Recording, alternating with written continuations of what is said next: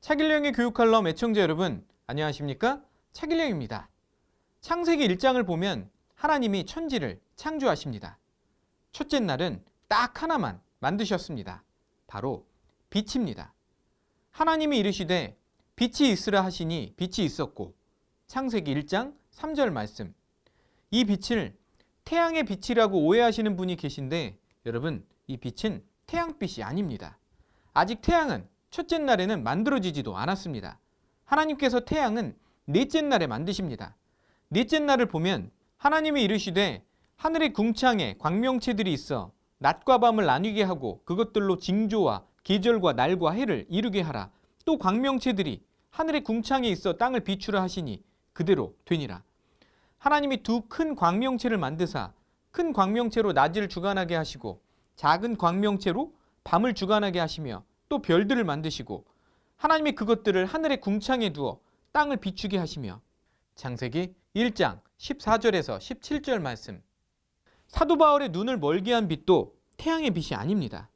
사도행전을 보면 바울이 다메섹에 가까이 갔을 때 갑자기 정오의 빛을 봅니다.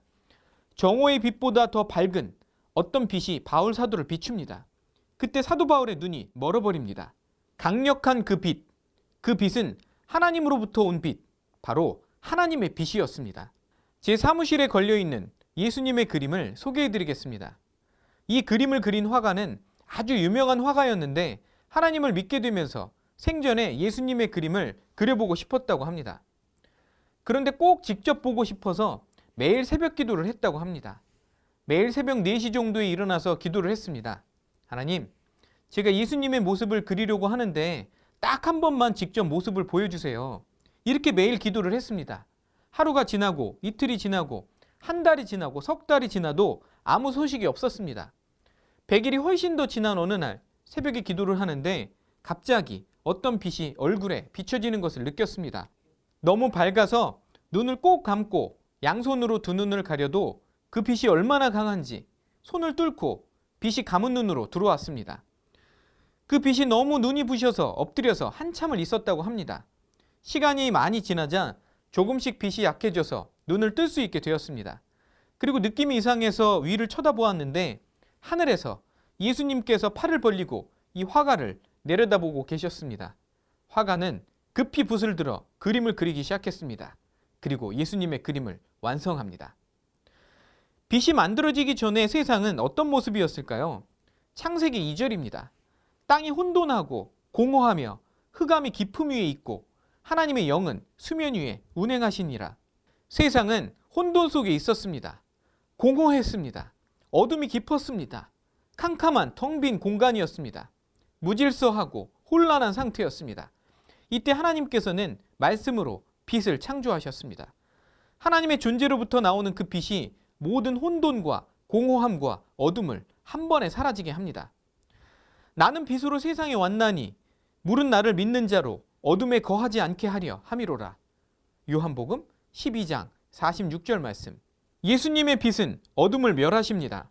캄캄한데 불을 켜면 어두움은 그냥 사라져버리고 마는 것입니다.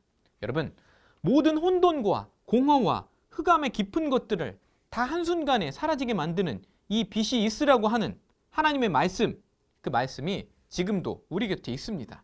바로 성경입니다.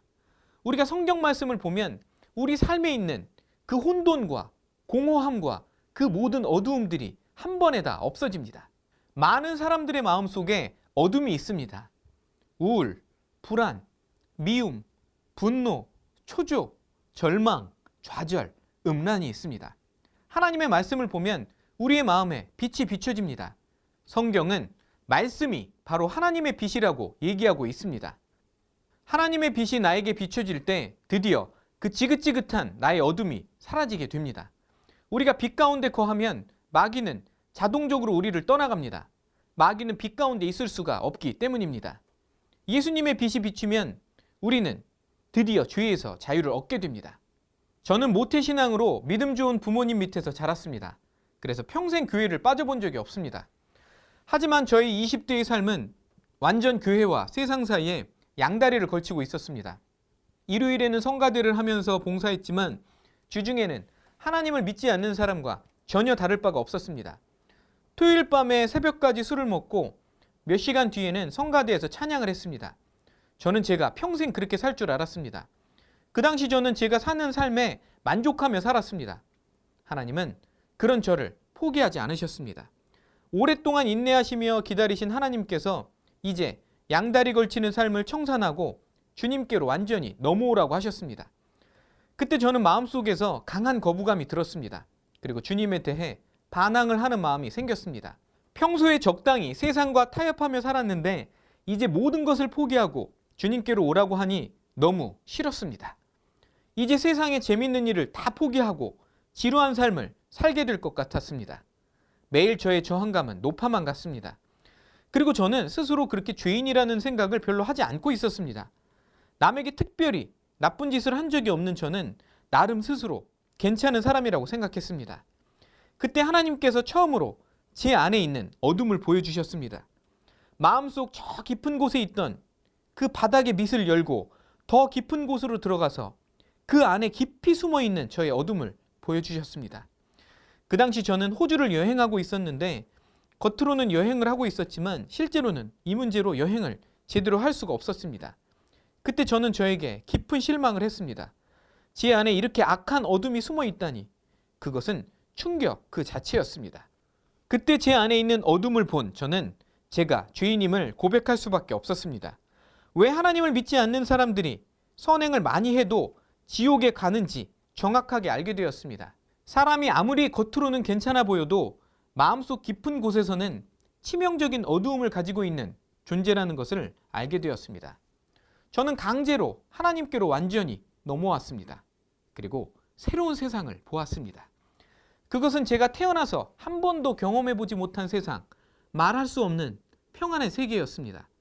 세상이 줄 수 없는 그 평안, 그 많던 근심을 하나님께서 싹 다 없애주셨습니다. 분명히 근심이 될 만한 일이 일어났는데 근심이 안 되는 것이 저는 너무 신기했습니다. 그 이후 저는 조금씩 빛에 가까이 가려고 노력하며 살았습니다. 빛에 가까이 다가가면 불편한 점이 있습니다. 나의 내면에 숨어있던 악한 것이 계속 드러난다는 것입니다. 자신도 생각하지 못했던 자신의 추한 것을 태어나서 처음으로 직면할 때 느끼는 그 감정 결코 좋지 않습니다. 내 안에 보고 싶지 않은 나를 보고 인정하고 싶지 않은 나의 실체를 인정해야만 하는 순간 그 순간은 고통스럽고 당황스럽고 부끄러웠습니다. 마귀는 이 순간을 놓치지 않습니다.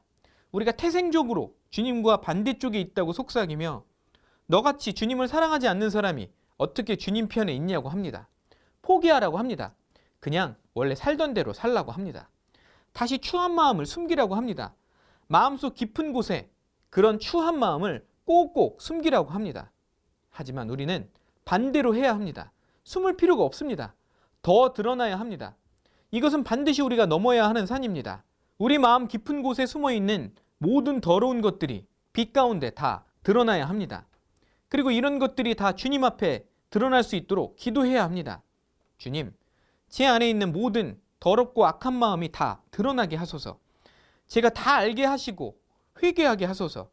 저의 악함을 모두 자백하고 고백하게 하소서. 우리의 실체를 주님 손에 올려드리면 주님이 이제 치료하십니다. 주님의 치료의 빛으로 우리는 조금씩 선해지는 것입니다. 그 순간을 버텨내면 그 악함은 치료됩니다.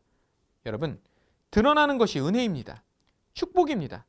모든 나의 추악함이 드러나는 것은 너무 감사한 일입니다.